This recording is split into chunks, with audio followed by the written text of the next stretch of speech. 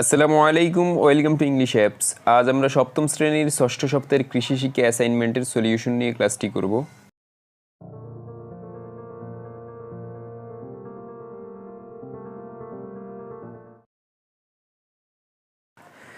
সপ্তম শ্রেণীর ষষ্ঠ সপ্তাহের অ্যাসাইনমেন্টের প্রথমে আমরা প্রশ্নপত্র নিয়ে আলোচনা করব।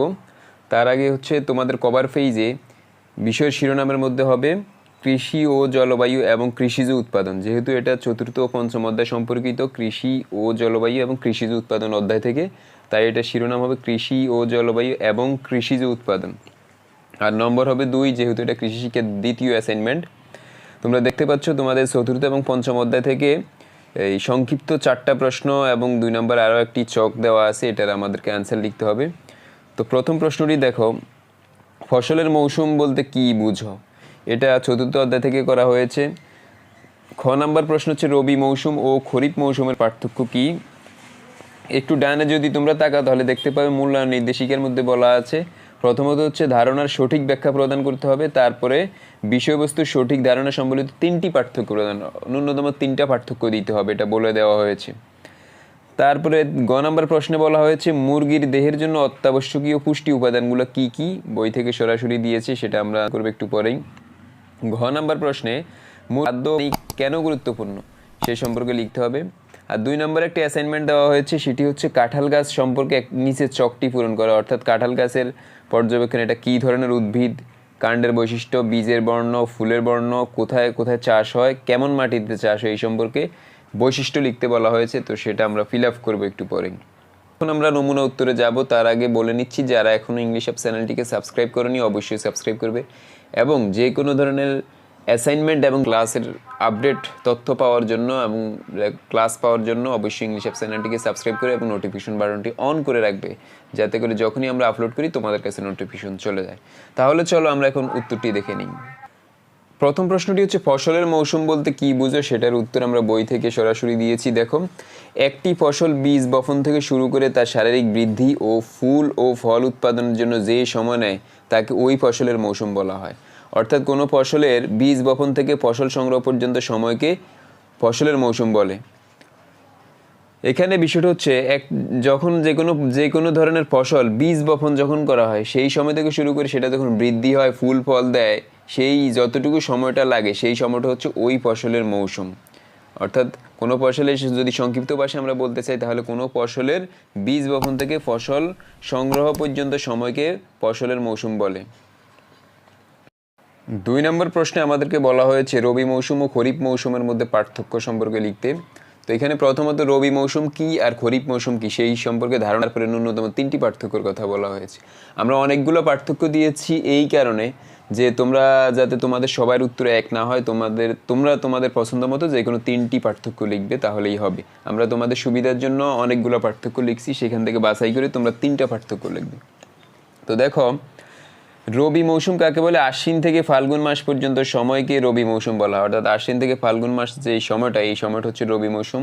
অপরদিকে খরিফ মৌসুম হচ্ছে চৈত্র থেকে ভাদ্র মাস পর্যন্ত সময়কে খরিফ মৌসুম বলে। অর্থাৎ চৈত্র থেকে ভাদ্র মাসের মধ্যে যেই সময়টা সেটা হচ্ছে খরিফ মৌসুম।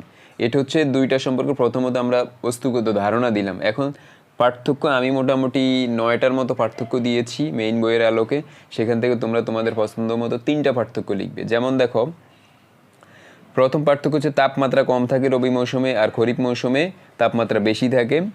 রবি মৌসুমে বৃষ্টিপাত কম হয়, খরিফ মৌসুমে বৃষ্টিপাত বেশি হয়। রবি মৌসুমে বায়ুর আর্দ্রতা কম থাকে, খরিফ মৌসুমে বায়ুর আর্দ্রতা বেশি থাকে। রবি মৌসুমে ঝড়ের আশঙ্কা কম থাকে, খরিফ মৌসুমে ঝড়ের আশঙ্কা বেশি থাকে।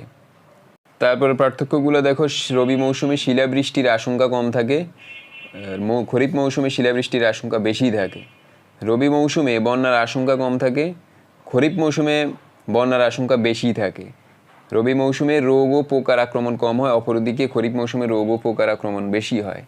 রবি মৌসুমে পানি সেচের প্রয়োজন হয়, অপরদিকে খরিফ মৌসুমে পানি সেচের তেমন প্রয়োজন হয় না। রবি মৌসুমে দিনের চেয়ে রাত বড় বা সমান হয়, খরিফ মৌসুমে দিনের দৈর্ঘ্য রাতের দৈর্ঘ্যের সমান বা বেশি হয়। এই হচ্ছে পার্থক্য, মোটামুটি 10টা পার্থক্য দেওয়া আছে।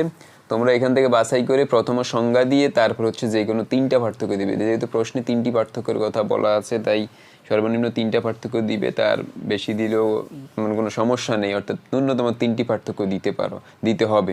তো সবার উত্তর যাতে এক না হয়, যে জন্য কেউ প্রথম দিকে, কেউ শেষের দিকে, কেউ মাঝখান থেকে উত্তরটি করবে, তাহলে সুন্দর হবে।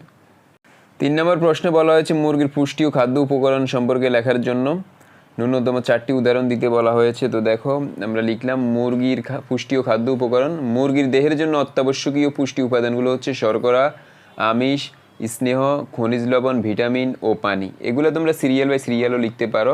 আমি দেখো নিচে আবার উপকরণগুলো আলাদাভাবে দিয়েছি যাতে করে একটি ইউনিক অ্যাসাইনমেন্ট হয়। সুষম খাবারে মুরগির দেহের প্রয়োজনীয় পুষ্টি উপাদানগুলো উপস্থিত থাকে। মুরগির পুষ্টি উৎস হিসাবে ব্যবহৃত বিভিন্ন খাদ্য উপাদানের তালিকা নিচে দেওয়া হলো। দেখো পুষ্টি উপাদান শর্করা, এতে খাদ্য উপকরণগুলো রয়েছে গম, ভুট্টা, চালের খুদ, চালের গুঁড়া, গমের ভুসি ইত্যাদি। 2 নম্বর হচ্ছে আমিষ, শুটকি, মাছের গুঁড়া, সয়াবিন তেল, তিলের খৈল, সরিষার খৈল ইত্যাদি।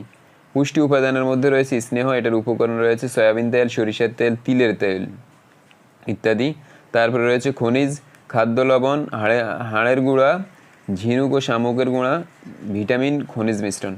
5 নম্বরে রয়েছে ভিটামিন, যার খাদ্য উপকরণগুলো রয়েছে শাক সবজি, ভিটামিন মিশ্রণ ইত্যাদি। তারপরে 6 নম্বরে রয়েছে পানি, যার খাদ্য উপকরণ রয়েছে টিউবওয়েল ও কূপের বিশুদ্ধ পানি।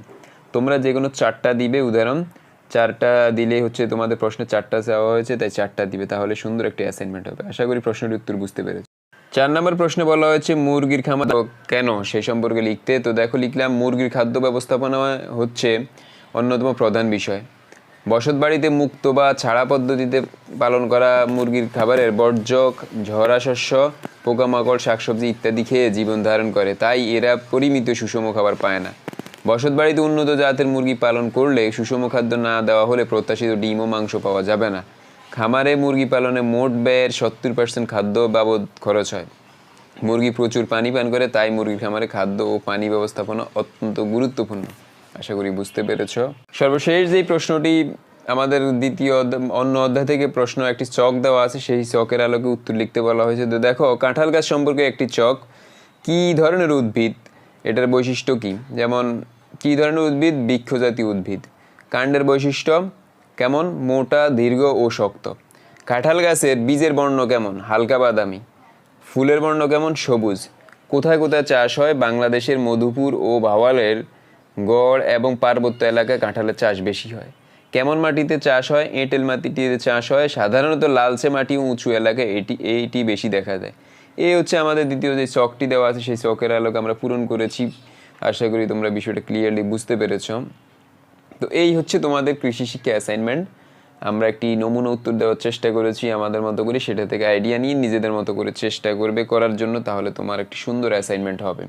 যারা এখনও ইংলিশ অ্যাপ চ্যানেলটিকে সাবস্ক্রাইব করোনি, অবশ্যই সাবস্ক্রাইব করবে এবং নিচে দেখা বেল আইকনটি ক্লিক করে রাখবে, যাতে করে যখনই আমরা অ্যাসাইনমেন্টের ভিডিও আপলোড করি তোমাদের কাছে নোটিফিকেশন চলে যায়।